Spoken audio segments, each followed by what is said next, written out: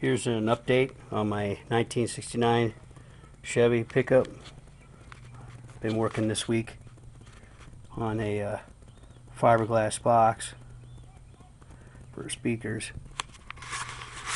Right behind the seat, new amplifier, new radio. Got some door speakers, but I haven't put them in yet. Got my seat frame for my bucket seats.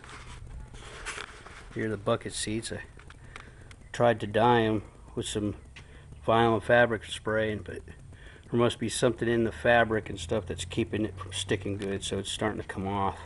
It's rubbing off. So I'm going to actually try to sew some new ones myself. I already ordered and purchased a black vinyl to make new seat covers. I got over here, got the center seat that I've made. I'm going to actually make new covers for it too.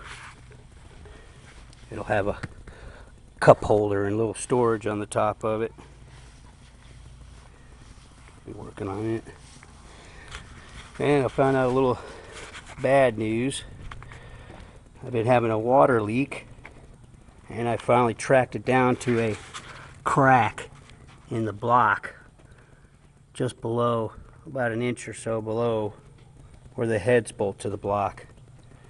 And I'm trying to figure out what I'm going to do about that, because it's just weeping right now, but of course if I don't fix it, it'll get worse.